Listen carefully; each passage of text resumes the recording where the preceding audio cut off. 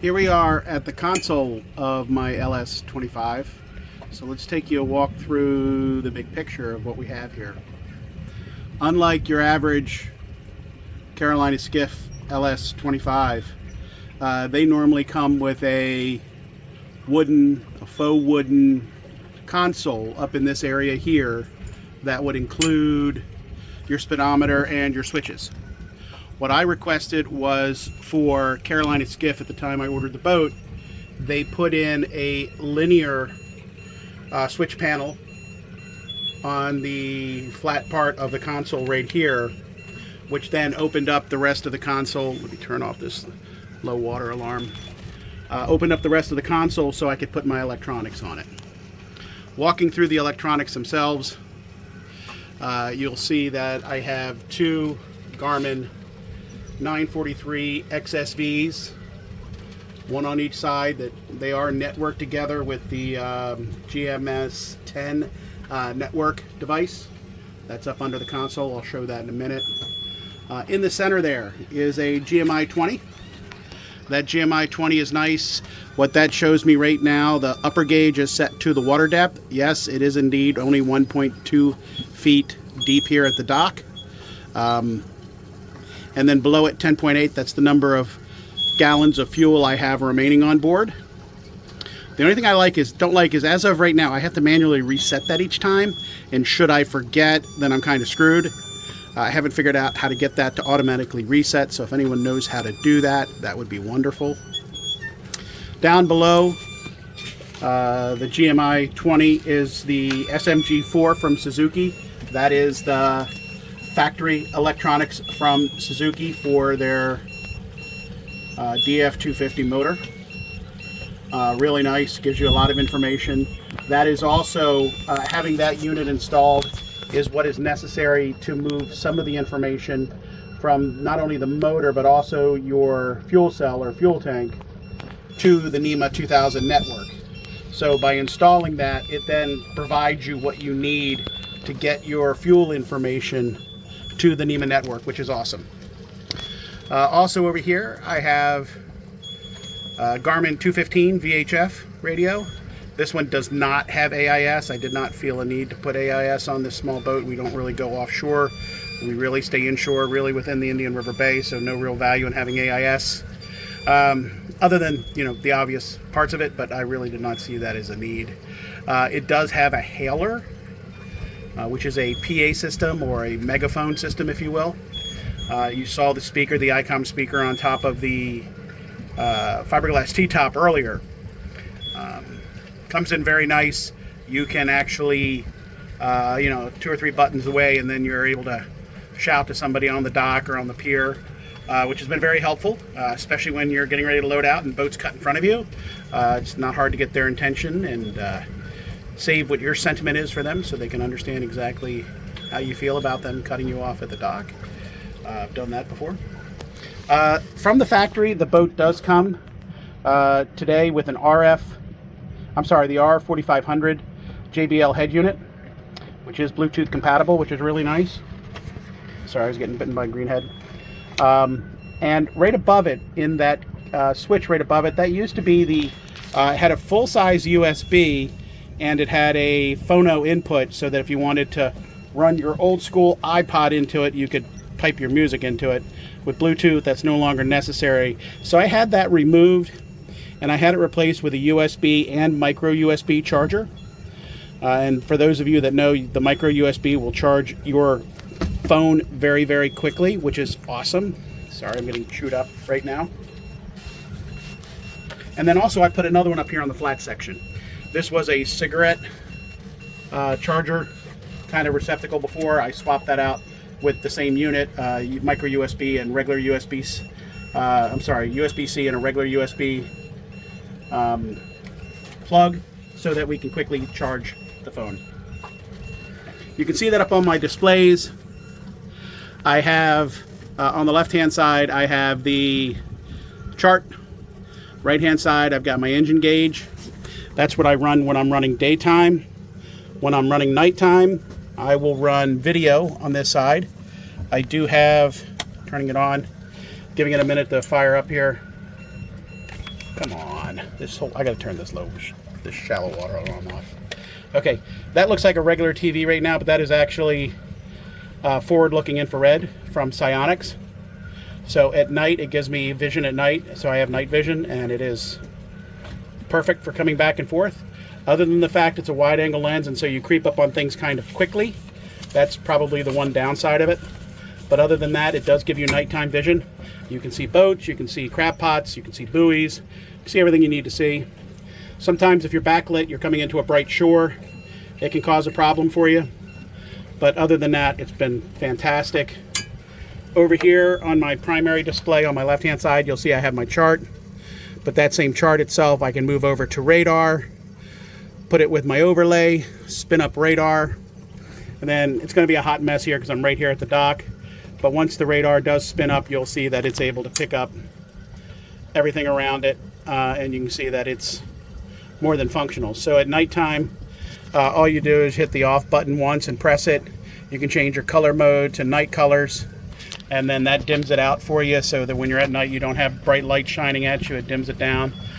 Same thing with over here, you can dim it down, and your GMI 20 can be dimmed down. It actually inverts the colors to black background white letters as opposed to the current black letters on white.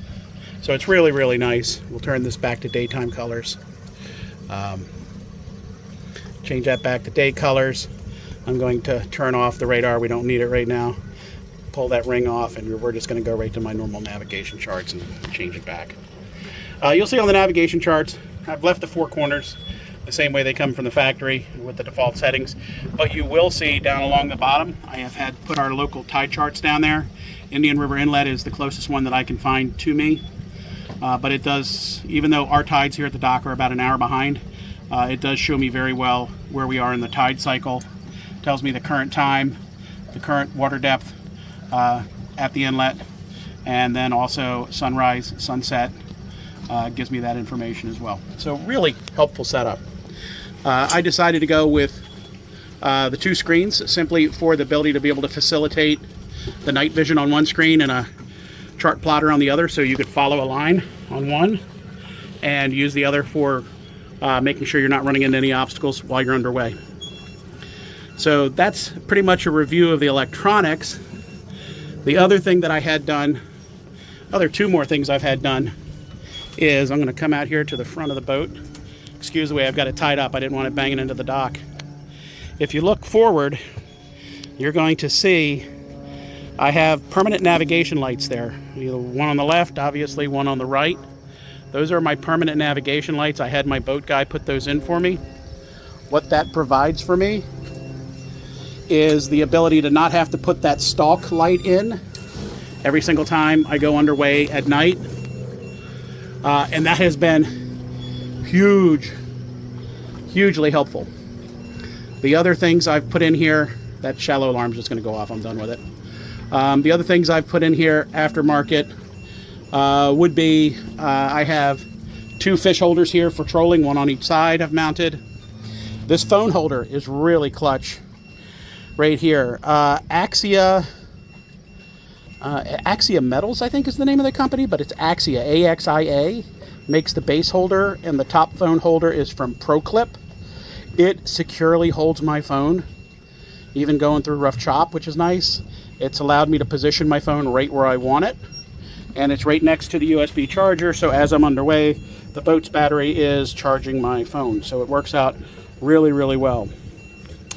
The other accessory that is not normal from the factory that I've added is that back here on my motor, I have added a 6-inch hydraulic jack plate from Atlas. That has been a lifesaver.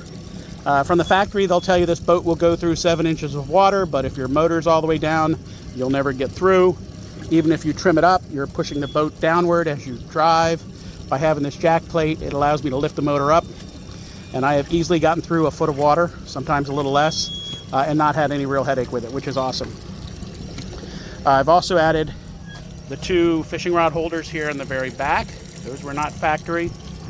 And then down here where the dual battery rig from the factory is, if you can see that, you've got your power switch for your 1, 2, or all on the left-hand side. And to the right, you'll see I put a no-code charger on board. And down here, you'll see the plug below that speaker. That gives you the ability to do onboard charging with just an extension cord. So what I do is I run an extension cord from the dock, plug it in, and that instantly starts the charging of both of the batteries, should I need to do so. I haven't had to do it yet on this boat, but I'm sure the time's going to come. I'm going to run one down and I'll have to charge it up. And I will definitely do so by just, running the extension cord and plugging that in, which is really nice. I have some other technology on the boat, which is helpful. I do have a battery shunt on the battery that is connected into the NEMA system that puts up where my battery currently is with much more detail than what you get directly from the Suzuki solution. So as you can see right now, we're at 13.5 volts, so it tells me what the battery is currently running at with the alternator. You got your water temperature down here, trim gauge, and your forward, neutral, reverse, and the number of RPMs. I do have the engine running right now. That Suzuki 250 is so quiet, it can run, you will not hear it, it will not bother you. It's uber quiet, which is awesome. What else? I spoke to you about the forward-looking infrared camera that's turned on the right-hand side. If you look, you'll see it up in front of the E-box there where that is located. That's the forward-looking camera up there. That is controlled by the light switch here, by the power switch here. That turns that accessory off. And then I would just in turn turn around and set this back to gauges so that I can see what my gauges are on the boat. So my gauges are turned back on.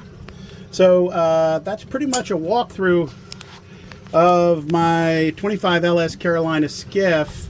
I guess the only last thing to speak of is the stereo system.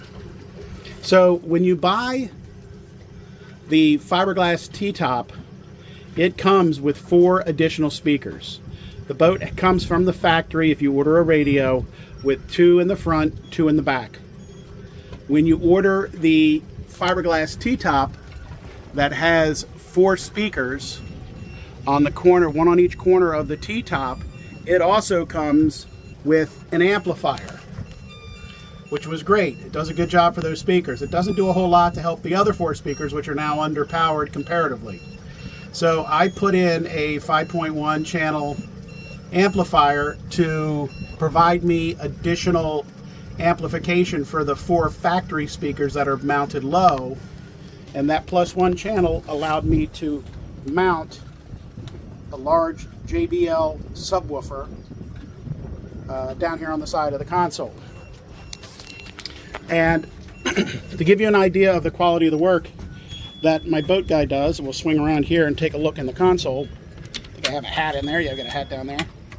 But if you look down here, you will see he mounted a piece of black starboard against the front side of that console, and that gave him a place to mount everything that he needed. The JBL amplifier, the networking area, everything he needed. Another bus bar put in underneath there, and all the wires are very neatly done. I use Schaefer Marine for my work. He's out of Felton, Delaware. He does work down here at the Delaware beaches. Does phenomenal work. He's very anal about the quality of his work, and he's done me very well. Very happy with the work he's done. I think out of all the work we've done on this boat, everything has gone in flawlessly. Excuse me again. Everything has gone in flawlessly. I think the only hiccup we had was when we put the GPS antenna on top of the boat, that XD24 unit. We mounted it right above one of the speakers on the boat, and in doing so, the magnet from that speaker screwed up the compass inside there, so we had to move it. Now that we've moved it so it's in the center of the T-top, back away towards the back of the boat, and it's away from any speaker, we were able to calibrate it. And now it's working flawlessly. The radar does what it's supposed to do. It's got the heading of the boat down within 2 degrees, which is awesome. So the GPS doesn't jump. It always knows which way the boat's facing. Really good setup. So if you're going to order a brand new LS25 or LS23, and you think you're going to want to put an electronics package on it, this is the direction I went, and I found it to be very, very helpful. The biggest thing is getting away from the the dashboard that is supplied from the factory and going with the switchboard that is on the lateral surface of the console, that was the clutch move. I will tell you that when you put in a lot of electronics, you do run out of switches quickly. This is short a few switches for me, and so I've had to do some creative wiring. When I got it, neither of my spreader lights were actually wired, so I wired them to the bottom sides of the live wells. So the tops will turn the lights on in the live well, the bottom switch will turn the spreader light on. I have a front and a rear, so it does take care of that, but from the factory you simply don't have enough switches. I did go to New Wire Marine and order a new plate. They are not cheap. It's going to set me back a little bit under $1,000, somewhere between $800 and $1,000. I forget exactly what I spent. But buying that will give me the illuminated switches so that when I turn on the nav lights, it will immediately illuminate all the switches, and they are able to fit tighter together. So I was able to keep everything up here and then add a few more switches to it so that everything will have its proper switches set up, including the jack plate, which they've wired to this accessory with a switch that allows me to move that jack plate up and down. Well, I hope you guys have enjoyed the video. And if you're in the market for a new LS25 or LS23 and you're considering an electronics package, take a look at what I've done and think about how you might be able to apply it. Taking a look on top of the T-top, the hard fiberglass T-top, you'll see the mounts for the outriggers and stuff there, but what you'll see up there is I have my 4-foot VHF antenna, which is just a regular Shakespeare run-of-the-mind metallic base for that's adjustable. You'll see my Garmin, I think it's an HD 18, I believe is the model, for the radar. We've got our hailer, came from ICOM, and then back in the very back you'll see a little small white ball thing there. That is my Garmin XD24, which has both a heading sensor and compass GPS combination. It's got all three, which your heading sensor and compass and heading sensor really are one and the same, but all built into that unit. By putting that unit on top of the fiberglass T-top, the precision of the GPS for this vessel shot through the roof. I don't recall it exactly, but I believe the accuracy when I did not have that installed was within, I think, 18 feet. And now that I have it installed up there, the accuracy is sub 1 foot. So dramatic improvement in the accuracy of the GPS.